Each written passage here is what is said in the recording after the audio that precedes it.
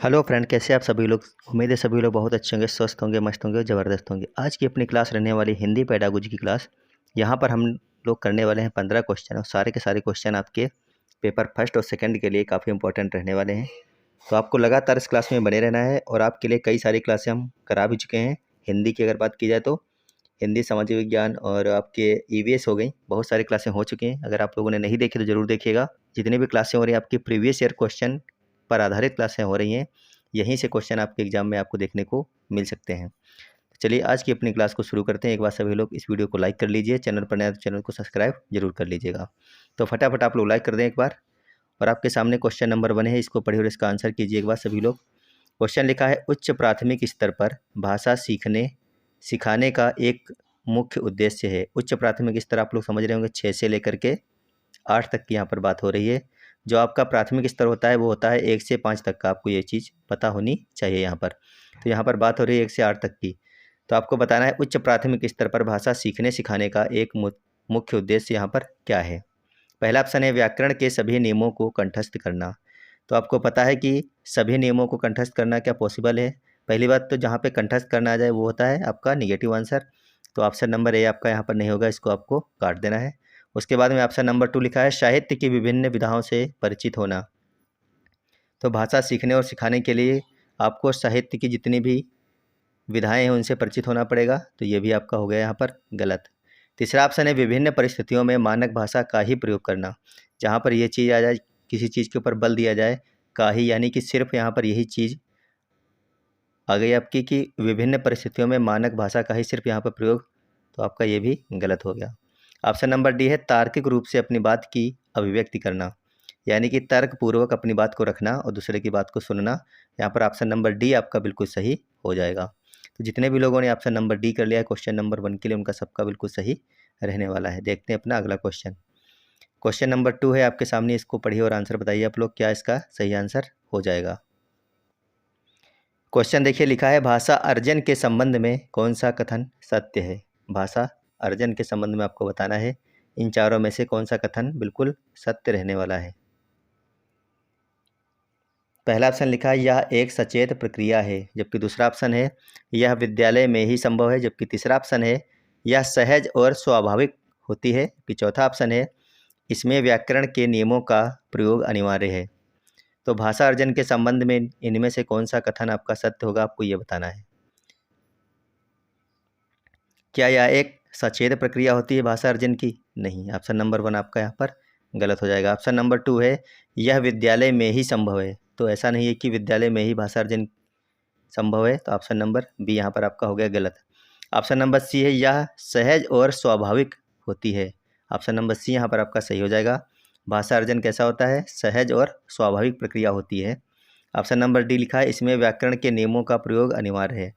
तो इसमें व्याकरण के नियमों का प्रयोग करना अनिवार्य नहीं है, यानी ऑप्शन नंबर डी भी आपका गलत हो गया। तो सही कौन सा है? यहाँ पर आपका जो सही है वो है ऑप्शन नंबर सी। इसके बारे में थोड़ी सी जानकारी लेते हैं इस क्वेश्चन के बारे में। भाषा अर्जन वातावरण से स्वाभाविक रूप से बिना किसी औपचारिक परीक्षण के होता है।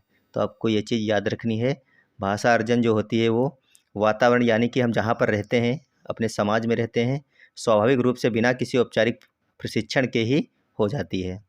अगला क्वेश्चन है क्वेश्चन नंबर 3। लिखा है भाषा शिक्षण में निदानात्मक परीक्षण डायग्नोस्टिक टेस्ट का उद्देश्य है। फटाफट आप लोग बताइए एक बार, भाषा शिक्षण में डायग्नोस्टिक टेस्ट का क्या उद्देश्य है?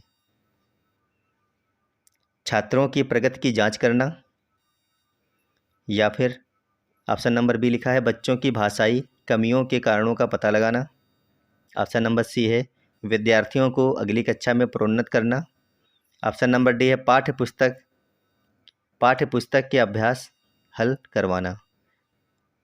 तो भाषा शिक्षण में निदानात्मक परीक्षण का उद्देश्य आपको बताना है क्या यहाँ पर रहने वाला है।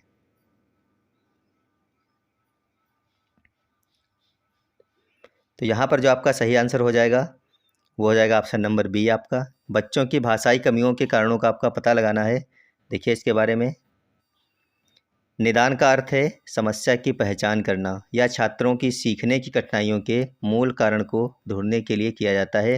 कि बच्चे, अगर हमको यहाँ पर उनको पाठ पढ़ा रहे हैं तो वो चीज़ का ऐसी कौन सी चीज़ है जिसको बच्चे सही से नहीं सीख पा रहे हैं, सही से याद नहीं कर पा रहे हैं? तो कठिनाइयों के मूल कारण को ढूंढने के लिए इसका प्रयोग किया जाता है। चलते हैं अगले क्वेश्चन पर। यहाँ पर जो आपका सही आंसर है वो है ऑप्शन नंबर बी, बच्चों की भाषाई कमियों के कारणों का पता लगाना।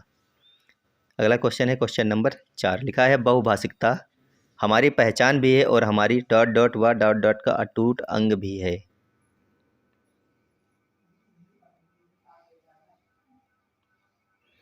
तो आपको यहाँ पर भरना है बहुभाषिकता हमारी पहचान भी है और हमारी क्या है, सभ्यता संस्कृत है, या फिर चुनौती और सीमा है, साहित्य व कला है, व्याकरण व लिपि है। बताइए इनमें से कौन सा सही हो जाएगा। बहुभाषिकता हमारी पहचान भी है और हमारी क्या है, तो ये हमारी सभ्यता व संस्कृत का अटूट अंग भी है, यानी ऑप्शन नंबर ए यहाँ पर आपका सही हो जाएगा।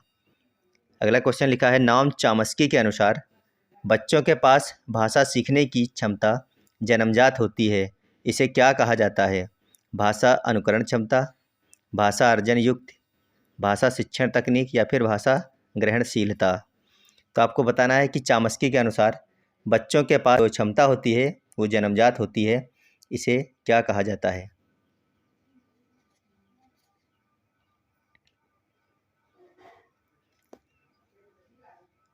क्या इसको भाषा अनुकरण क्षमता कहते हैं? नहीं, इसको कहते हैं एलईडी, यानी कि भाषा अर्जन युक्त। ऑप्शन नंबर बी आपका सही हो जाएगा। भाषा शिक्षण तकनीक आपका ऐसा कुछ है नहीं, भाषा ग्रहणशीलता भी यहाँ पर नहीं होगा, क्या होगा, भाषा अर्जन युक्त, एलईडी। अगला क्वेश्चन है उच्च प्राथमिक स्तर पर, कौन से स्तर की बात हो रही है, उच्च प्राथमिक यानी 6 से 8 तक की, व्याकरण शिक्षण की आगमन प्रणाली में पहले नियम बताए जाते हैं, फिर उदाहरण, या फिर पहले उदाहरण दिए जाते हैं फिर नियम निकाले जाते हैं, व्याकरण की पुस्तक पढ़वाई जाती है, या फिर परिभाषाओं को रटवाया जाता है। आपको पता है कि जहाँ पर रटवाना जाता है उसको हम पहले ही काट देते हैं। अब आपके पास में बच गया ऑप्शन नंबर ए, बी, सी। बताइए इनमें से कौन सा होगा। यहाँ पर व्याकरण की पुस्तक पढ़वाने से भी कोई मतलब नहीं है, तो यानी सी भी कट गया। बच कौन सा गया, ऑप्शन नंबर ए और बी। बताइए इनमें से कौन सा सही है। तो उच्च प्राथमिक स्तर पर व्याकरण शिक्षण की आगमन प्रणाली में क्या हो जाएगा, पहले उदाहरण दिए जाते हैं फिर नियम निकाले जाते हैं। ऑप्शन नंबर बी आपका सही हो जाएगा। देखिए आगमन विधि में विशिष्ट उदाहरणों से सामान्य नियम की ओर बढ़ा जाता है जो सीखने के लिए सबसे प्रभावी होते हैं। अगला क्वेश्चन है क्वेश्चन नंबर 7। क्वेश्चन लिखा है भाषा सीखने में होने वाली त्रुटियां, यानी कि भाषा जब हम सीखते हैं तो जो उनमें गलतियां होती हैं सीखने की प्रक्रिया का एक स्वाभाविक हिस्सा है, या फिर बच्चों की लापरवाही का परिणाम है, शिक्षक की कमी को दर्शाती हैं, इन्हें तुरंत कठोरता से दूर करना चाहिए। तो शिक्षक की कमी की जहाँ पे बात हो जाए उसको आपको काट देना है, कठोरता दंड देना हो जाए, रिपीट हो कोई चीज़, रटवाना हो, होमवर्क देना हो, उसको भी आपको काट देना है। तो यहाँ पर जो बच्चा गलती कर रहा है भाषा सीखने के दौरान, वो सीखने की प्रक्रिया का एक स्वाभाविक हिस्सा होती हैं। ऑप्शन नंबर ए आपका बिल्कुल सही हो जाएगा। अगला क्वेश्चन है क्वेश्चन नंबर 8। क्वेश्चन लिखा है सतत और व्यापक मूल्यांकन, यानी कि CCE का अर्थ है, केवल जहाँ पे दिख जाए आपको उसको देखते ही काट देना है। ऑप्शन नंबर ए और सी तो आपको देखते ही काट देने थे। बच गया ऑप्शन नंबर बी और डी। अब बताइए आप इनमें से कौन सा सही होगा। सतत और व्यापक मूल्यांकन का अर्थ क्या है। क्या ऑप्शन नंबर डी हो सकता है, छात्रों के बीच प्रतियोगिता को बढ़ावा देना। नहीं होगा, तो कौन सा बच गया, ऑप्शन नंबर बी बच गया, बच्चों के सर्वांगीण विकास का नियमित आकलन करना सतत और व्यापक मूल्यांकन कहलाता है। ऑप्शन नंबर बी बिल्कुल सही हो जाएगा। अगला क्वेश्चन है आपका क्वेश्चन नंबर 9। क्वेश्चन लिखा है समावेशी कक्षा में भाषा शिक्षण की एक बड़ी चुनौती है। बताइए इनमें से ऐसा कौन सा ऑप्शन है जो समावेशी कक्षा में भाषा शिक्षण के लिए एक बड़ी चुनौती साबित होती है। पहला ऑप्शन लिखा है उपयुक्त भाषा परिवेश का निर्माण करना, दूसरा ऑप्शन है पाठ्य सामग्री का अभाव, जबकि तीसरा ऑप्शन है बच्चों की योग्यता में भिन्नता, कि चौथा ऑप्शन है शिक्षण विधियों का अत्यधिक सरल होना। तो समावेशी कक्षा में भाषा शिक्षण की जो सबसे बड़ी यहाँ पे चुनौती होती है वो आपकी रहती है उपयुक्त भाषा परिवेश का निर्माण करना, यानी ऑप्शन नंबर ए आपका यहाँ पर बिल्कुल सही होगा। पाठ्य सामग्री का अभाव आपका यहाँ पर गलत हो जाएगा।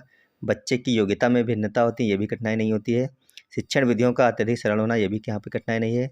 तो कौन सा है, एक बड़ी चुनौती होती है उपयुक्त भाषा परिवेश का निर्माण करना। ऑप्शन नंबर ए यहाँ पर आपका सही हो जाएगा। देखिए अगला क्वेश्चन लिखा है पठन वैफल्य यानी कि डिसलेक्सिया मुख्य रूप से किस कठिनाई से संबंधित है। डिसलेक्सिया की अगर यहाँ पर बात की जाए तो आपको बताना है मुख्य रूप से किस कठिनाई के लिए होती है डिसलेक्सिया, पठन वैफल्य। सुनने से, बोलने से, पढ़ने से या फिर लिखने से।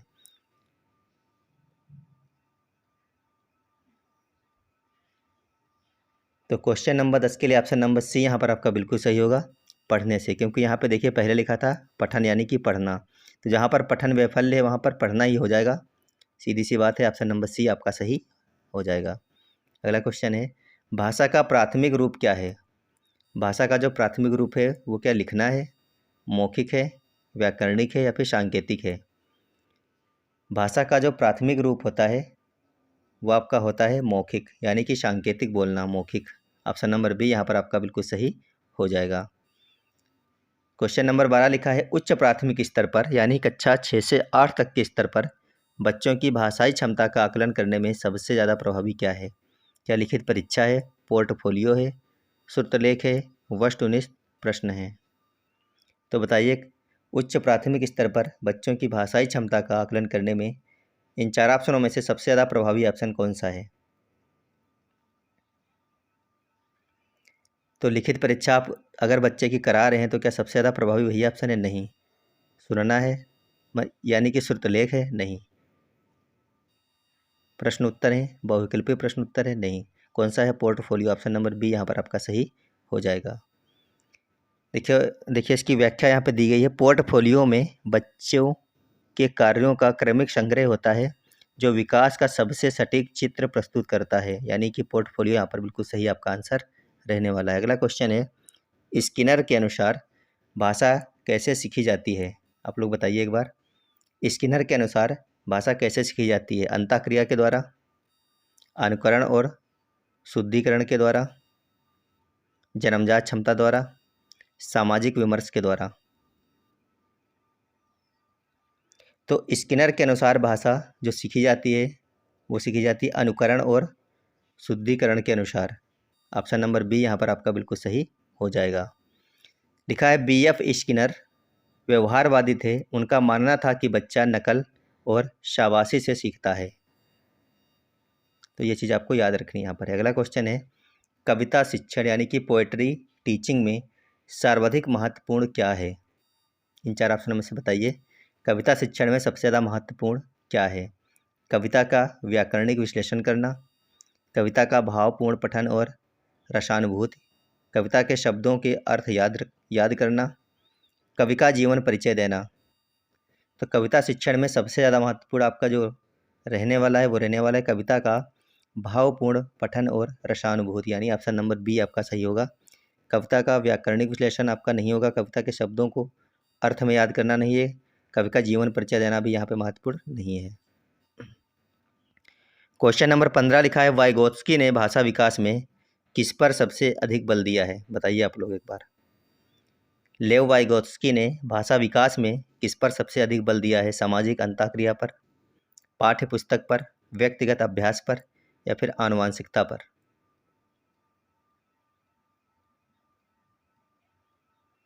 क्या पाठ्य पुस्तक पर इन्होंने बल दिया था? नहीं। व्यक्तिगत अभ्यास पर बल दिया था? नहीं। आनुवंशिकता पर बल दिया था? नहीं। इस पर दिया था सामाजिक अंतःक्रिया पर इन्होंने बल दिया था। ऑप्शन नंबर ए बिल्कुल आपका सही होने वाला है यहाँ पर। तो आप लोग एक बार बता के जाइएगा 15 में से कितने क्वेश्चन आप सही कर पाए। वीडियो को सभी लोग लाइक कर दीजिए।